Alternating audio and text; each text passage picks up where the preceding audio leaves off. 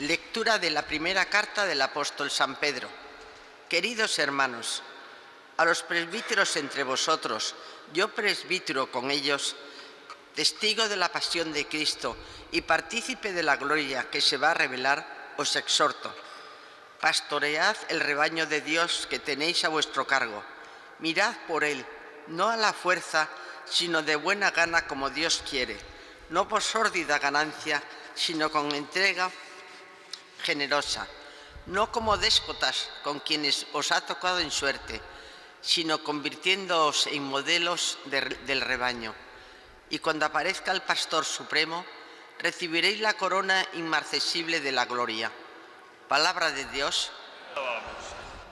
El Señor es mi pastor, nada me falta. El Señor es mi pastor, nada me falta. El Señor es mi pastor, nada me falta. En verdes praderas me hace recostar, me conduce hacia fuentes tranquilas y repara mis fuerzas. El Señor es mi pastor, nada me falta. Me guía por el sendero justo por el honor de su nombre. Aunque camine por cañadas oscuras, nada temo, porque tú vas conmigo, tu vara y tu cayado me sosiegan.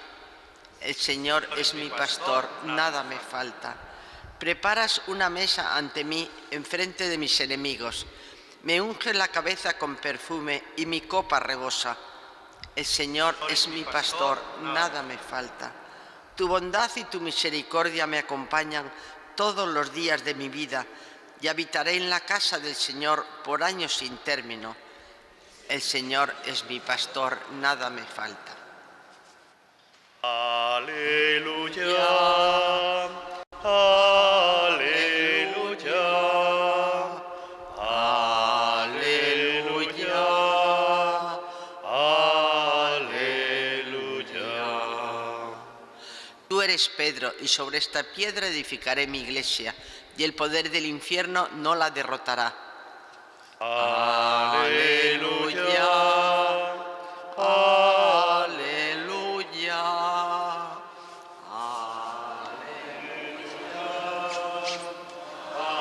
Aleluya. El Señor esté con vosotros. Lectura del Santo Evangelio según San Mateo. En aquel tiempo, al llegar a la región de Cesarea de Filipo, Jesús preguntó a sus discípulos: ¿Quién dice la gente que es el Hijo del Hombre? Ellos contestaron: unos que Juan el Bautista, otros que Elías, otros que Jeremías o uno de los profetas. Él les preguntó: ¿y vosotros quién decís que soy yo? Simón Pedro tomó la palabra y dijo: Tú eres el Mesías, el Hijo del Dios vivo. Jesús le respondió: Bienaventurado tú, Simón, hijo de Jonás, porque eso no te lo ha revelado ni la carne ni la sangre, sino mi Padre que está en los cielos. Ahora yo te digo: tú eres Pedro, y sobre esta piedra edificaré mi iglesia, y el poder del infierno no la derrotará.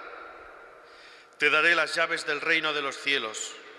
Lo que ates en la tierra quedará atado en los cielos, y lo que desates en la tierra quedará desatado en los cielos. Palabra del Señor.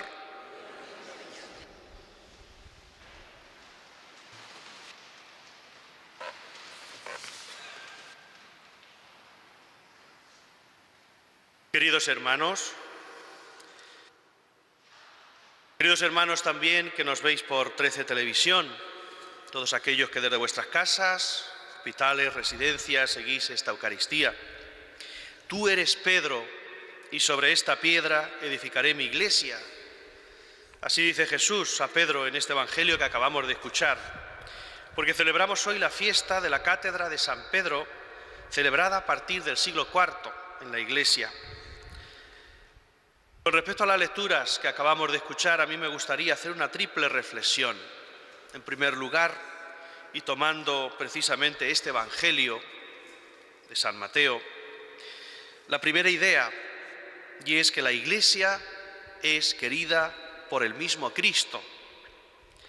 Cristo que predica el reino de Dios, pero que construye la asamblea, la eclesía, el grupo de los creyentes. Nos dice precisamente mi iglesia. el grupo de los que a él nos adherimos por la fe, organizada desde Pedro como cabeza, elegido por el Señor, como piedra angular, como piedra en la que se cimienta esta iglesia. Pedro es el elegido por Jesús para dirigir los destinos de este nuevo pueblo de Israel. Y hoy celebramos a Pedro en su cátedra, precisamente en este servicio, en esta misión, que es la cátedra de la Iglesia. Pedro es el obispo de Roma, cabeza del pueblo cristiano. No exento de conflictos, de escándalos a lo largo de la historia, aunque también la historia de la cátedra de Pedro, los distintos papas, ha dado a la Iglesia precisamente muchos momentos e inmensos logros, momentos muy buenos y positivos. Por tanto, una iglesia querida por Cristo, bendecida por Dios a lo largo de los siglos. Así lo afirma también Jesús en este Evangelio: el poder del infierno no la derrotará. El mal siempre acecha al bien. Ninguno debemos estar confiados tampoco en nuestra propia vida de albergar tentaciones, dificultades, piedras en el camino. En esa confesión mesiánica de Pedro que acabamos de escuchar: tú eres el Mesías, el Hijo de Dios vivo, vemos precisamente la voz de Dios, que es el que revela a Pedro quién es el que está delante de ellos, quién es el que dará la vida por cada uno de nosotros. Y aparece el símbolo de las llaves, con el que la iconografía ha representado siempre a Pedro, para atar y desatar. Muchos han visto precisamente en este gesto también todo el tema de la vida sacramental. En segundo lugar está la misión de Pedro, que es la misión del Papa, es la misión también de tantos pastores que presiden la Iglesia. De manera especial, la cátedra de Pedro, el Papa, preside la Iglesia en la caridad, la confirma en la verdad y es puente y fundamento de unidad.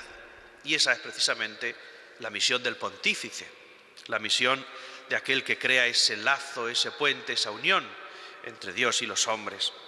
Se ha hecho frecuente esta idea de pastorear que tanto nos ha repetido el Papa Francisco, ese olor a oveja que el pastor ha de tener. Y eso es lo que nos recuerda la primera lectura que hemos escuchado y también el Salmo, en el que se habla del Señor como pastor que guía a su pueblo. Ese es el modelo. Ese es precisamente el prototipo de pastor que nosotros hemos de seguir, el que da la vida por las ovejas. Y así nos lo decía la primera lectura del apóstol San Pedro, precisamente, que hemos escuchado hace unos momentos. Pastoread, le decía a los pastores, mirad por el rebaño, eso es dar la vida por él, pero hacerlo con generosidad, no porque haya pues unos beneficios, no porque haya unos intereses, sino con amor. Y convertíos en modelos del rebaño.